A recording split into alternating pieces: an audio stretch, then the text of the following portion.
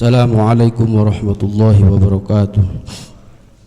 Bismillahirrahmanirrahim. Hadratin Nabiyil Mustafa Sayyidina Muhammadin sallallahu alaihi wasallam wa ala alihi washabihi wa aswasi wa dzurriyyati wa ali baitil kiram.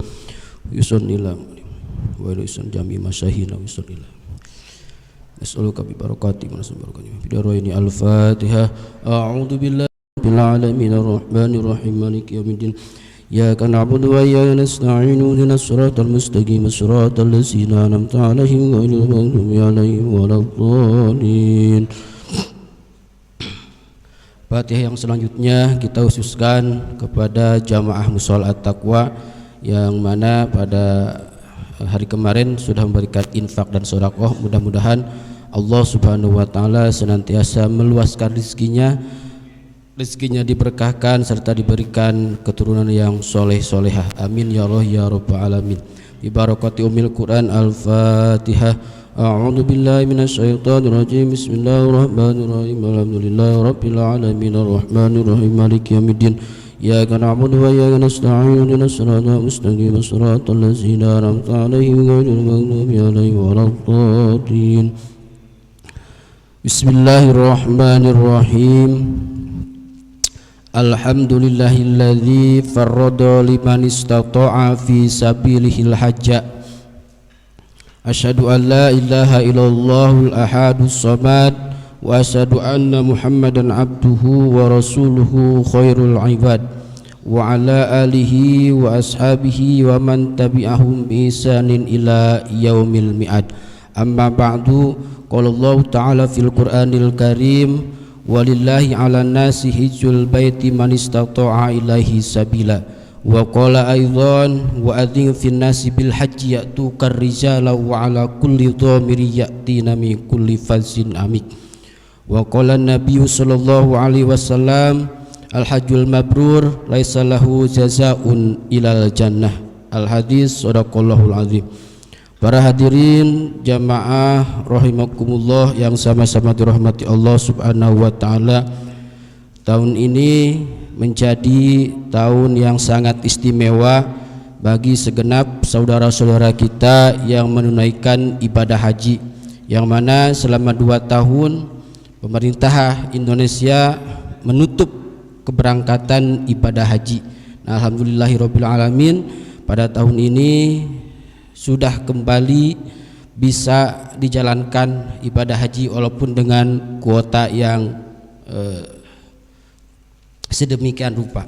Ya, mudah-mudahan kita doakan saudara-saudara kita yang tahun ini berangkat ke Baitullah, mudah-mudahan Allah Subhanahu wa taala senantiasa memberikan kelancaran, kesehatan dan dijadikan nanti pulang sebagai haji yang mabrur. Amin ya Allah ya rabbal alamin. Baik para hadirin jamaah rahimakumullah yang sama-sama dirahmati Allah Subhanahu wa taala. Nah, ibadah haji merupakan salah satu rukun Islam yang kelima, yang mana ibadah haji ini beda dengan ibadah yang lain. Kalau sholat, puasa, zakat, nah itu mesti semua orang wajib untuk melakukan. Tapi kalau haji, walaupun rukun Islam, tapi beda persyaratan dengan ibadah-ibadah yang lain. Karena di situ syarat haji adalah harus mampu. Jadi enggak semua orang bisa melaksanakan ibadah haji. Ya, jadi orang yang tidak mampu bagaimanapun walaupun punya keinginan tetap belum wajib untuk melaksanakan ibadah haji. Nah, kita bahas pagi hari ini tentang masalah ibadah haji. Ya. Nah, ibadah haji para hadirin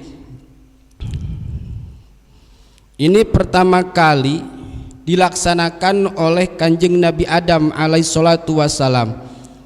Waruwiya an Adam alaihissalam hajja arba'ina hajjatan. Kanjeng Nabi Adam melaksanakan ibadah haji sebanyak 40 kali. Minal Hindi, dari negara Hindia ke Baitullah, ke Arab, ke Mekah, masyian, dengan cara berjalan kaki 40 kali dulu Kanjeng Nabi Adam. Ini awal sejarahnya. Wa an Jibril qala lahu innal malaikata kanu yatufuna qabla bihadal bait sab'ata alafim sanatin. Kata malaikat Jibril, wahai Adam, engkau jangan merasa bangga dengan hajimu yang sudah 40 kali setiap tahun, karena sesungguhnya innal malaikata, seluruh malaikat, kanu yatufuna, itu bertawaf mengelilingi Ka'bah qoblaka, sebelum engkau. Berapa tahun? Sab'ata alafi sanatin, selama 7.000 tahun.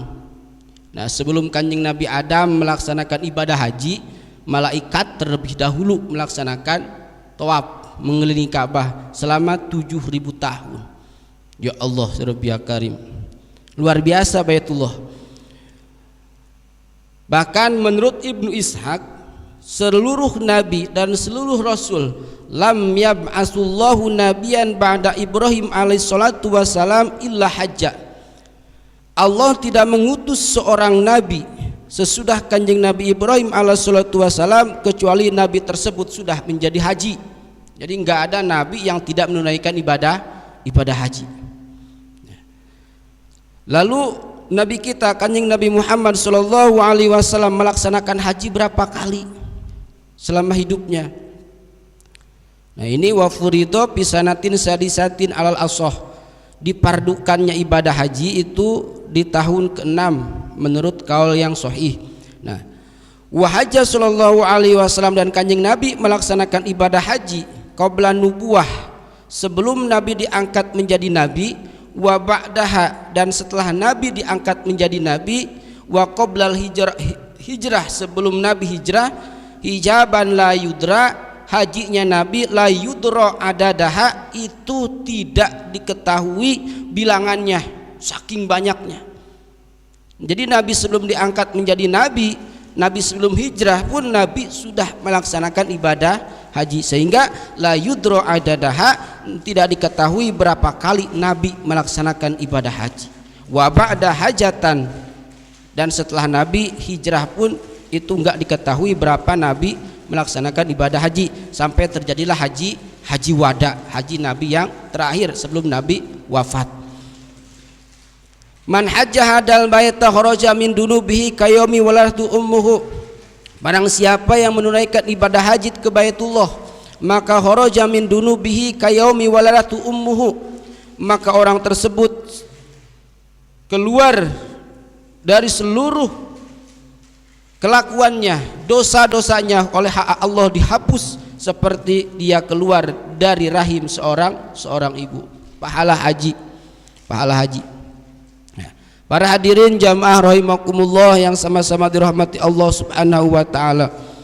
Sejarah tentang ibadah haji banyak diceritakan dalam tafsir.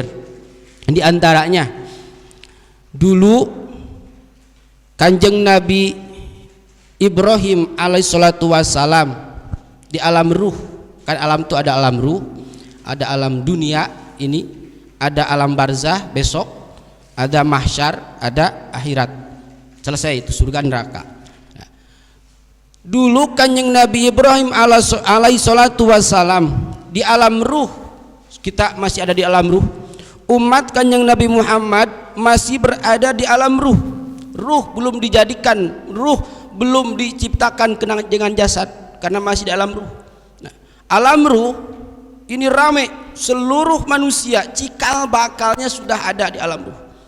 Jasadnya yang belum ada, karena belum ada di dunia, disebut dengan alam ruh.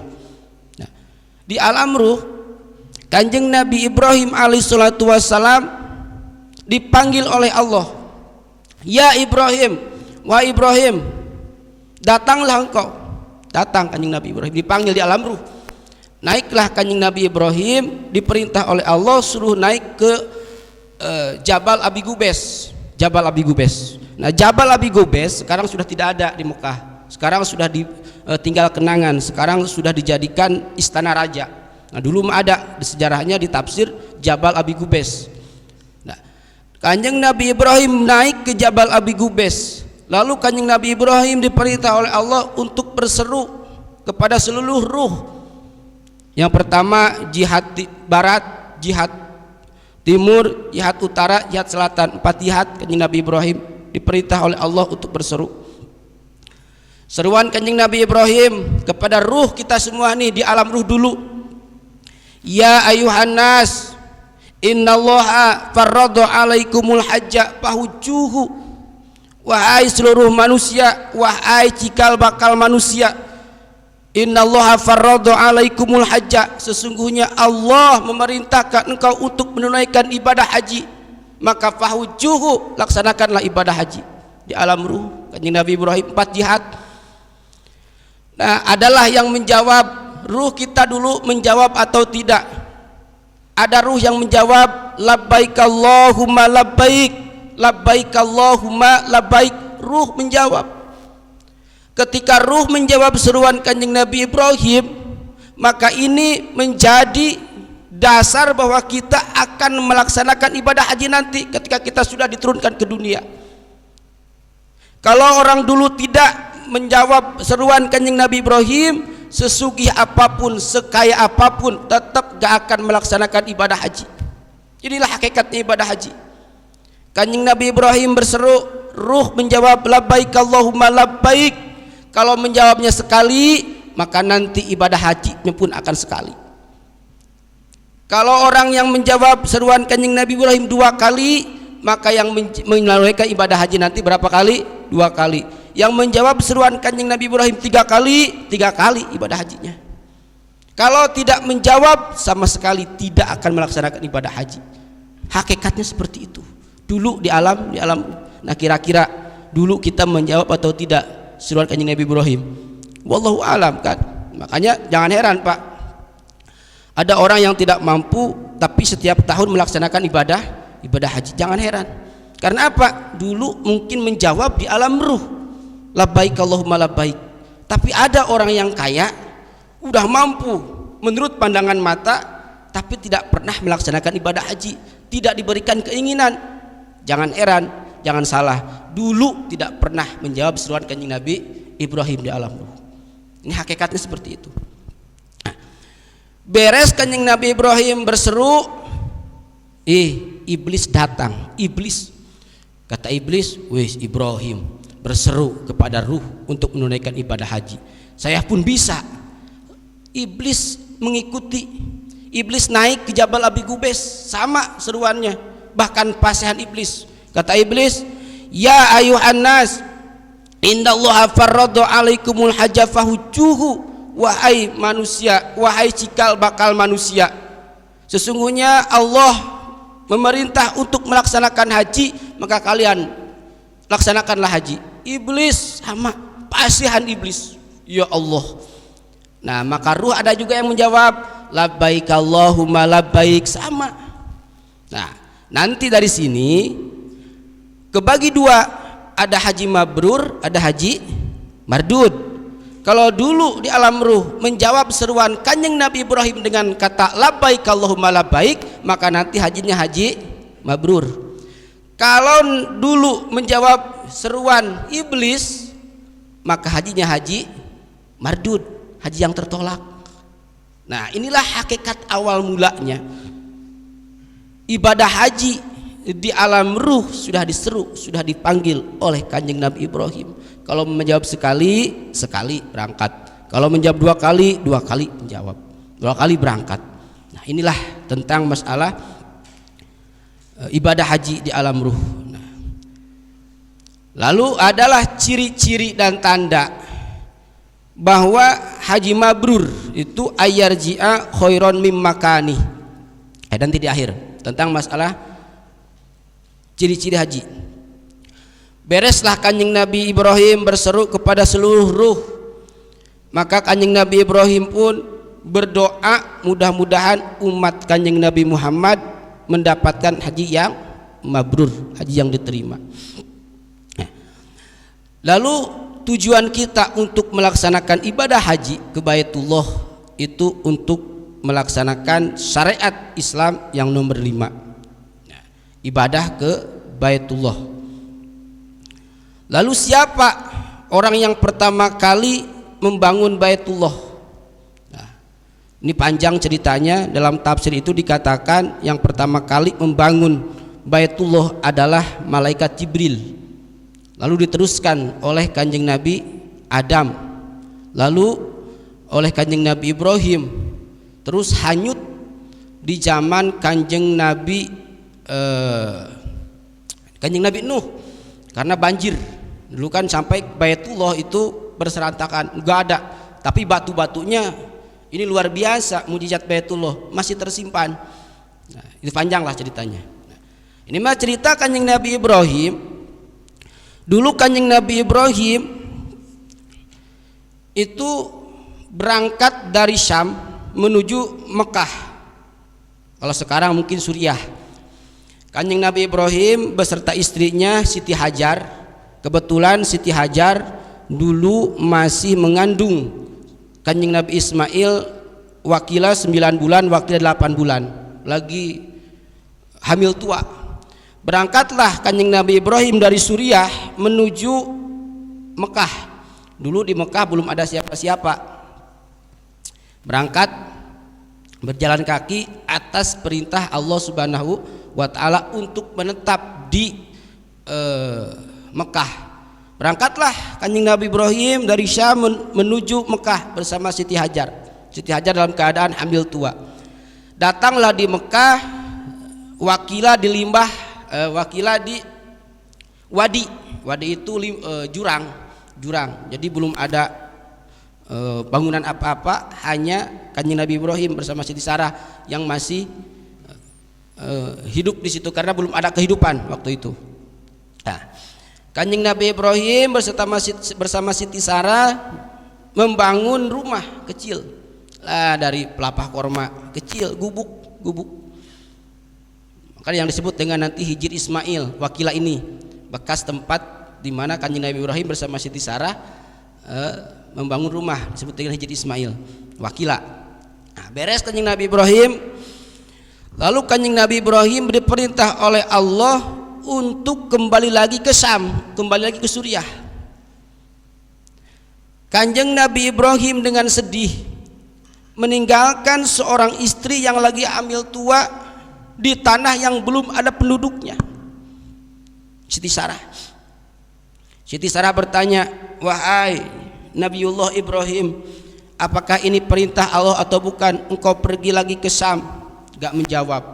2 kali ditanya nggak menjawab. 3 kali baru Kanjeng Nabi Ibrahim menjawab, "Ya istriku," bahasa kitanya, "ini perintah Allah Subhanahu wa Ta'ala, saya harus berangkat kembali ke Syam atau Suriah."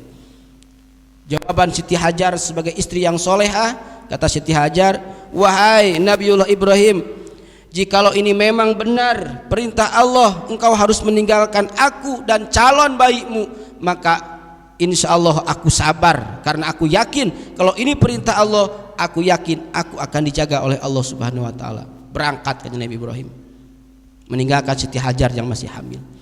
Singkat cerita, Kanjeng Nabi Ibrahim berangkat, Siti Hajar melahirkan seperti biasa, melahirkan Kanjeng Nabi Ismail seperti biasa, layaknya orang normal. Terus Kanjeng Nabi terus Siti Hajar mengurus anak, perbekalan masih cukup. Lama kelamaan perbekalan tidak ada. Kanjeng Nabi Ismail nangis, pengen minum. Siti Hajar pun sama, nangis, pengen minum, mencari kesana kemari, nggak ada satu orang pun. Akhirnya Siti Hajar keluar, naiklah ke Bukit Sofa. Naik ke Bukit Sofa mencari orang, apakah ada orang untuk diminta pertolongan supaya bisa minum, maksudnya begitu. Ke Sofa nggak ada orang, turun lagi ke Sofa, turun lagi ke Marwah, nggak ada orang. Sofa Marwah, 7 balik. Baru setelah 7 kali putaran, 7 kali balik, Sofa Marwah, adalah suara, ada suara, gebrek. Ternyata malaikat Jibril lagi menepuk sebuah tanah, keluar air. Ya Allah Rabbi Karim, kata Siti Hajar, alhamdulillah ada air, airnya mancar terus, gak pernah berhenti. Ini air jam-jam terus mancar. Begitu Siti Hajar menemukan air, lalu Siti Hajar mandi, minum, bahkan anaknya pun sudah bisa diberikan air minum itu. Nah, karena ini air terus mancar nggak mau berhenti, kata Siti Hajar, Zam-zam, Zam-zam, Zam-zam. Bahasa Suriah, stop, stop, stop. Nah, Zam-zam itu artinya stop bahasa Suriah, karena mancar terus nggak mau berhenti. Zam-zam, Zam-zam, Zam-zam, kata Siti Hajar. Maka terkenallah sekarang dengan sebutan air Zam-zam, air stop itu. Nah, itu menurut bahasa Suriah. Kalau menurut bahasa Arab, jam-jam itu berkumpul. Nah, kalau kita bicara masalah dua kaul, jam-jam artinya stop versi bahasa Suriah, jam-jam versi bahasa Arab. Nah, menangan bahasa Suriah. Kenapa? Karena dulu di Mekah itu belum ada kehidupan, belum bahasa Arab. Sedangkan Kanjeng Nabi Ibrahim yang asli Syam, Siti Hajar yang asli Suriah memakai bahasa Suriah, gak mungkin bahasa Arab. Makanya air jam-jam dikatakan air stop. Kalau bahasa Arabnya memang air jam-jam itu bahasa Arabnya adalah air berkumpul gitu kan. Itu tentang masalah air jam-jam. Jadi sampai sekarang alhamdulillah air jam-jam gak akan pernah berhenti. Nah, setelah air jam-jam banyak mengalir gua ke bendung, akhirnya masyarakat banyak yang datang ke situ untuk sekedar mencari air tersebut. Akhirnya di situ adalah kehidupan, ada kehidupan. Nah, beres singkat cerita, Kanjeng Nabi Ibrahim dari Syam balik lagi ke Mekah. Kanjeng Nabi Ismail sudah gede. Lalu Kanjeng Nabi Ibrahim diperintah oleh Allah untuk mendirikan Baitullah. Nah, singkat ceritanya, ya Ibrahim, bangunlah Baitullah. Ya Ibrahim, bangunlah Ka'bah. Oleh Allah diperintah seperti itu. Kanjeng Nabi Ismail sudah gede. Nah, begitu Kanjeng Nabi Ibrahim diperintah oleh Allah untuk membangun Baitullah, maka Kanjeng Nabi Ibrahim diperintah oleh Allah untuk meletakkan batu pertama. Ini pemugaran. Doanya Rabbana, doa yang diberikan oleh Kanjeng Nabi Ibrahim, yang dibacakan oleh Kanjeng Nabi Ibrahim adalah doa Rabbana taqabbal minna innaka antas samiul alim wa tub alaina innaka antat tawwabur rahim. Nah, itu doa peletakan batu pertama. Ini wahyu diberikan kepada Kanjeng Nabi Ibrahim ketika meletakkan batu pertama, membaca doa Rabbana taqabbal minna innaka antas samiul alim. Nah, ini kita tabaruk kepada Kanjeng Nabi Ibrahim. Kalau nanti kita mau membangun musola, mau membangun apa aja, bangunan, rumah, nah peletakan batu pertama itu Rabbana taqabbal minna innaka antas samiul alim. Ini tabaruk kepada Kanjeng Nabi Ibrahim. Nah, itu doanya. Terus Kanjeng Nabi Ibrahim membangun Baitullah, terus naik. Kanjeng Nabi Ibrahim membangun Baitullah menjadi tukang. Kanjeng Nabi Ismail menjadi kendeknya. Semakin tinggi bangunan, semakin gak sampai ke atas untuk menata Baitullah, untuk menaruh batu. Kata Kanjeng Nabi Ibrahim, gimana caranya ini supaya bisa naik ke atas. Akhirnya Kanjeng Nabi Ibrahim menumpuk batu di bawah, ditumpuk. Setelah begitu numpuk batu buat naik, ini batu naik terbang sendiri, Pak. Batu terbang sendiri. Nabi Ibrahim naik ke situ, batu terbang ke atas. Ya Allah, mukjizat Kanjeng Nabi Ibrahim. Batu. Nah, sekarang batunya pun masih ada. Disebut dengan Maqam Ibrahim. Maqam Ibrahim itu sekarang tuh di dekat Baitullah. Maqam Ibrahim itu bukan makam Kanjeng Nabi Ibrahim, tapi esteger tangga bekas Kanjeng Nabi Ibrahim membangun Baitullah, disebut dengan Maqam Ibrahim. Nah, dulu kan di zaman raja terlebih dulu itu mau dihancurkan karena menghalangi Baitullah. Karena ini sejarah mukjizat Kanjeng Nabi Ibrahim, berapa beko akan dihancurkan tidak bisa. Karena ini sudah mukjizat Kanjeng Nabi Ibrahim, Maqam Ibrahim sekarang. Maqam Ibrahim itu esteger aslinya. Tangga untuk menaik Kanjeng Nabi Ibrahim membangun Baitullah. Nah, ini sejarah tentang Maqam Ibrahim. luar biasa yang menunaikan ibadah haji bisa melihat makom Ibrahim. Itu dulu batu terbang. Beda lagi dengan batu Hajar Aswad. Karena kalau batu Hajar Aswad itu awal mulanya itu putih, Pak. Putih. Hajar Aswad ini kan hajar, batu aswadun, hitam, gitu kan. Tapi dulunya itu putihnya seputih daripada salju, seputih pokoknya bening. Ini batu langsung diturunkan oleh Allah dari surga. Karena banyak manusia yang berdosa pada saat itu, cara tobatnya itu mencium batu Hajar Aswad. Nah, ini dicontohkan oleh Kanjeng Nabi. Kata-kata Kanjeng Nabi, ketika engkau berdosa maka ciumlah ini batu. Jadilah batu hitam. Saking banyak orang berdosa, makin banyak orang mencium. Jadilah hitam, awalnya putih. Bahkan Sayyidina Abu Bakar Siddiq mengatakan, andai kata Nabi tidak mencium ini batu, niscaya aku pun tidak akan. Maka mengikutilah. Ini Nabi dulu mencontohkan seperti itu. Batu Hajar Aswad, batu dari surga asli. Dulunya putih, karena sekarang banyak manusia yang berdosa, mencium, akhirnya jadilah hitam, jadilah Hajar Aswad. Nah, ini hikmah dibalik itu semua. Ketika manusia melaksanakan dosa yang awalnya putih, kawaladatu ummuhu, seperti orang yang baru dilahirkan dari rahim ibu, bersih suci. Ketika sudah ke dunia melaksanakan dosa, maka menjadi hitam hatinya. Inilah orang yang melaksanakan dosa, orang yang melakukan dosa, maka nanti dalam hatinya akan timbul, akan datang satu tetesan hitam di hatinya. Dosa ngebohong, jadi langsung hitam. Dosa lain hitam. Lama kelamaan dosa tersebut semakin banyak, semakin pula hitam hati kita. Ketika hati sudah hitam, maka hati menjadi gelap. Hati sudah menjadi gelap, hati menjadi tidak ada cahaya. Ketika sudah hati tidak ada cahaya, ini bahayanya, dikhawatirkan kita meninggal dalam keadaan su'ul khotimah. Ketika hati sudah gelap, pengajian gak mau, sholat berjamaah gak mau, hatinya tertutup. Dosa awal mulanya. Ini sama ibarat dengan batu Hajar Aswad. Nah, batu Hajar Aswad. Nah, selesai Kanjeng Nabi Ibrahim membangun Baitullah, maka orang-orang berdatangan untuk melaksanakan ibadah haji. Panjang ceritanya. Kalau kita bahas tentang masalah sejarah Baitullah, yang mana pembangunan Ka'bah ini berbagai tahap, ya.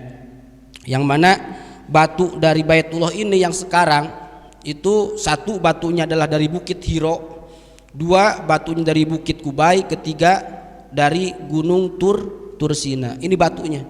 Nah, ketika dulu Baitullah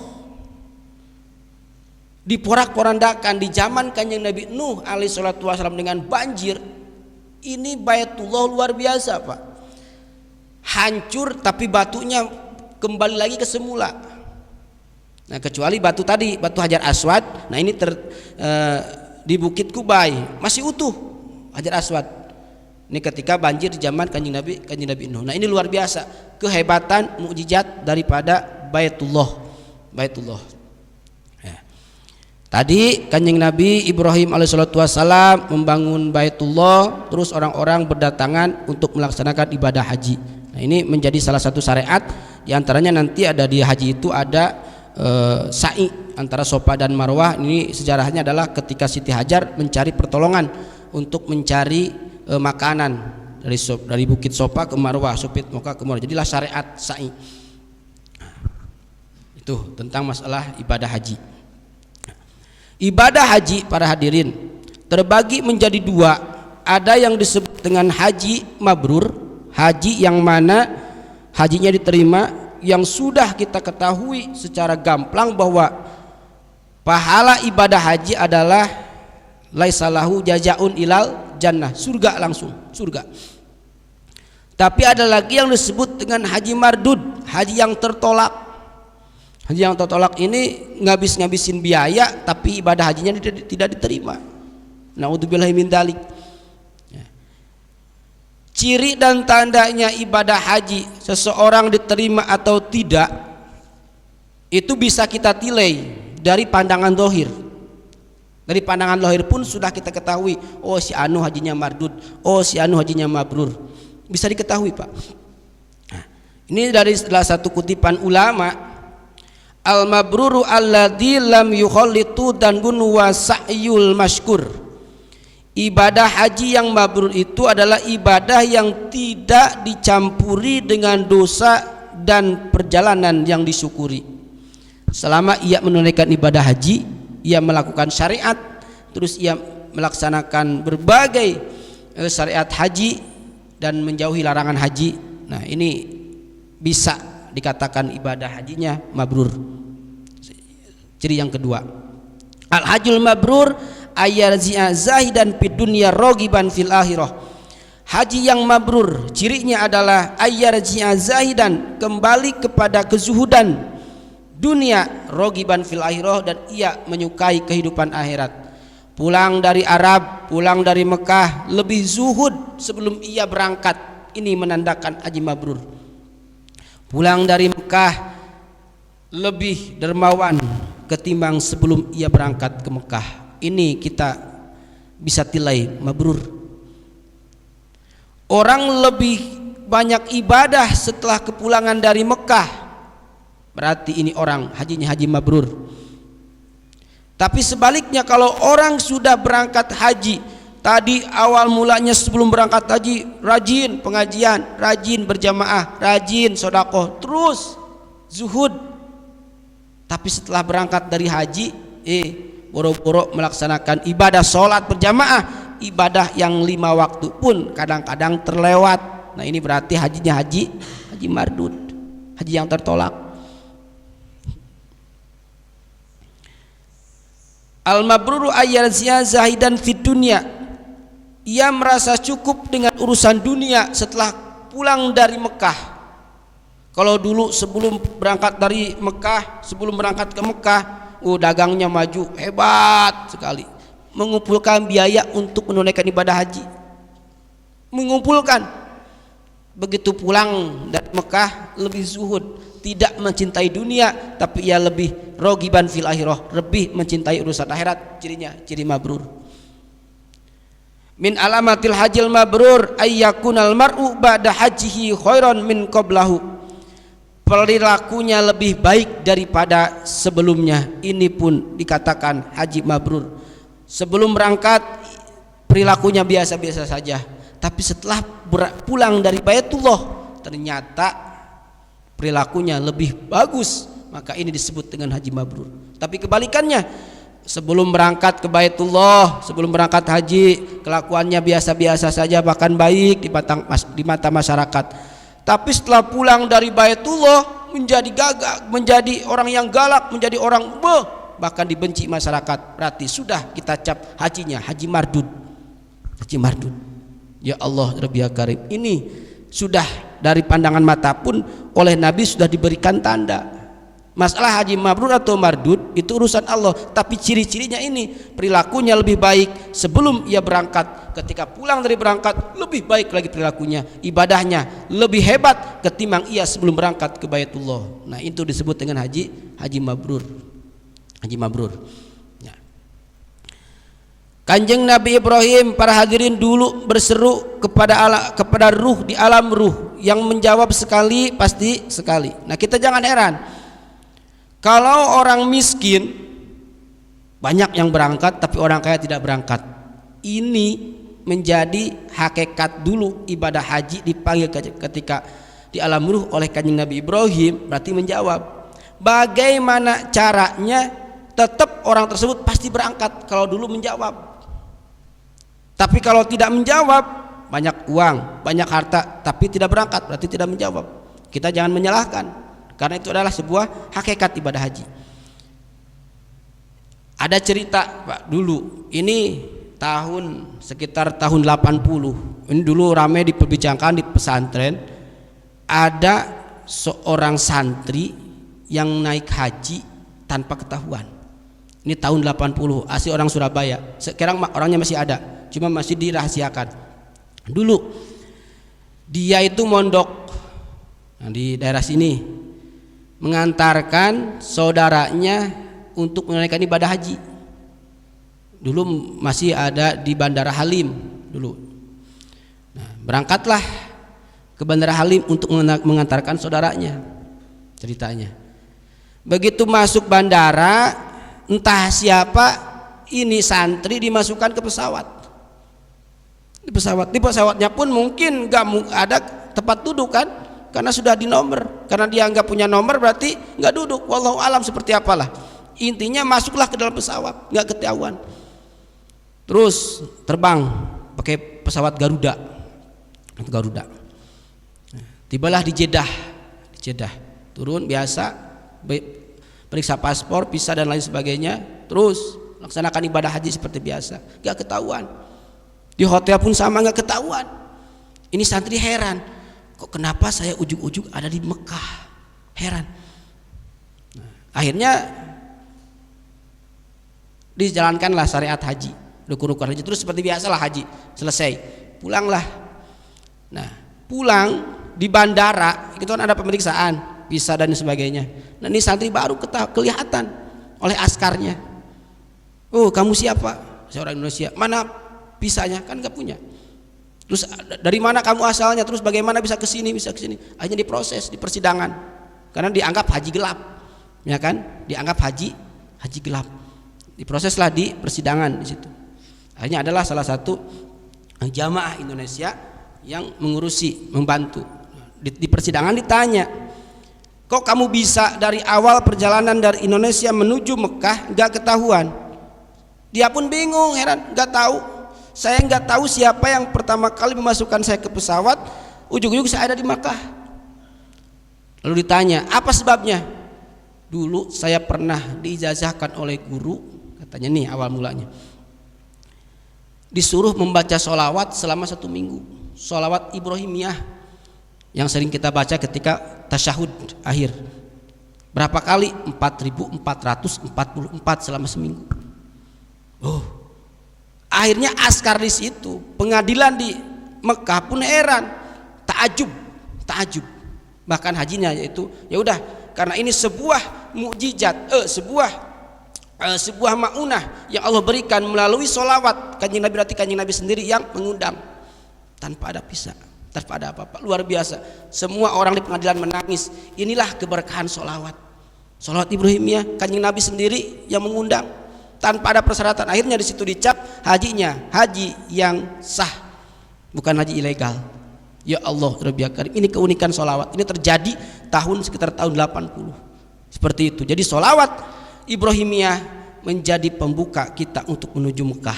Makanya ketika Bapak pengen ibadah haji, amalkan sholawat Ibrahimiyah seminggu 4.444 seminggu. Nah, minimal kalau nggak berangkat, minimal kita mimpi bisa ibadah haji, minimal. Nah, sudah untung kita mimpi ibadah haji pun sudah untung. Karena jarang sekali orang yang bermimpi menunaikan ibadah haji. Ya paling mimpi-mimpi ketemu hantu-hantu sudah biasa kan. Tapi kalau ibadah haji mimpi jarang.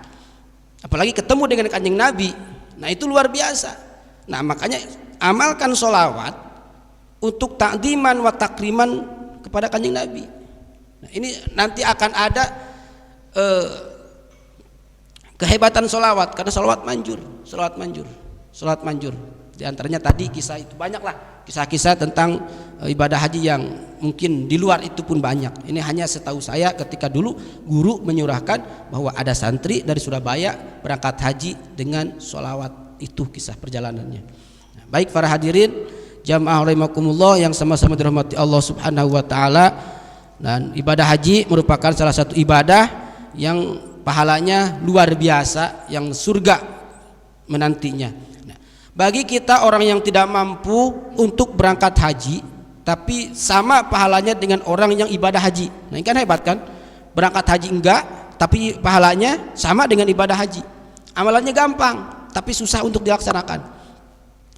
Man sholal godata fi jama'atin summa qa'ada yadkurullah hatta tatlu'a syamsu summa sholal rak'ataini. Barang siapa yang sholat subuh berjamaah tadi itu, terus summa qa'ada yadkurullah, terus yang gak langsung pulang, gak langsung balik setelah melaksanakan ibadah sholat subuh berjamaah, duduk yadkurullah, zikir, wiridan atau pengajian sampai kapan? Hatta tatlu'a syamsu, sampai matahari terbit. Nah, waktu isrok. Summa sholal rak'ataini, terus orang tersebut sholat 2 rakaat, ya sholat isyraq, bukan sholat duha, sholat isyraq. Kan sebelum duha itu kan ada sholat 2 rakaat, sholat isyraq disebutnya, sebelum sholat duha.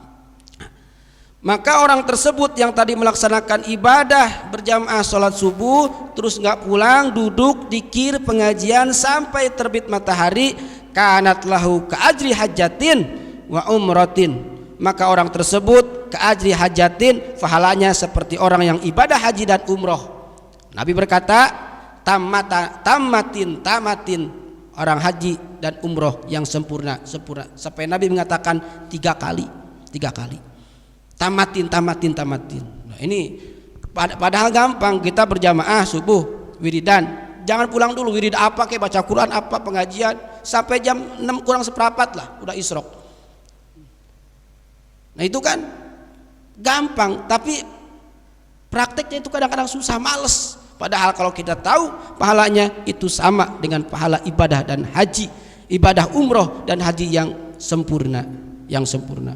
Ada lagi ibadah yang sama dengan pahala ibadah haji itu adalah sholat Jumat. Nah, sholat Jumat kita agungkan hari Jumat, kita bahagiakan di hari Jumat. Pertama kita sholat duha, terus wirid untuk menjemput kedatangan hari Jumat. Kita berangkat menuju sholat Jumat, maka kita bahagia dan kedatangan hari Jumat untuk melaksanakan sholat Jumat itu sama pahalanya dengan ibadah haji. Nah, itu banyak diantaranya tentang masalah pahala haji, walaupun kita tidak berangkat tapi pahalanya sama dengan ibadah haji. Nah itu. Baik para hadirin jamaah rahimakumullah yang sama-sama dirahmati Allah Subhanahu wa taala, mungkin itu saja yang bisa saya sampaikan pada pagi hari ini. Mudah-mudahan ada manfaatnya dan mudah-mudahan kita semua diberikan kelancaran oleh Allah Subhanahu wa taala, dan mudah-mudahan kita diberikan nasib oleh Allah untuk berangkat ke Baitullah. Amin ya Allah ya rabbal alamin. Wallahu a'lam bishawab. Allahumma salli ala sayyidina Muhammadin fil awwalina wal akhirin wa barik wa sallim wa radiyallahu tabaraka wa ta'ala an kulli sahabati Rasulillah ajmain. Allahumma hadina siratal mustaqim, Allahumma hadina siratal mustaqim, Allahumma hadina siratal mustaqim, siratal ladzina an'amta 'alaihim minan nabiyyin was-siddiqin was-syuhada'i was-shalihin was-sunna ulaika rabbika dzalika fadlu wa kafa billahi alima wa di fin nasi bil ajiyatu karijala wa al qalbi min rawiyatina min kulli fazin amik wa di fin nasi bil hajiyatu karijala wa ala kulli dhamiriyatina min kulli fazin amik. Rabbana taqabbal minna innaka antas samiul alim wa tub 'alaina innaka antat tawwabur rahim. Rabbana fid dunya hasanah wa fil akhirati hasanah wa qina adzabannar. Shalli wa sallim ala jami'il anbiya wal mursalin walhamdulillahi rabbil alamin. Taqabbal ya karim. Assalamualaikum warahmatullahi wabarakatuh.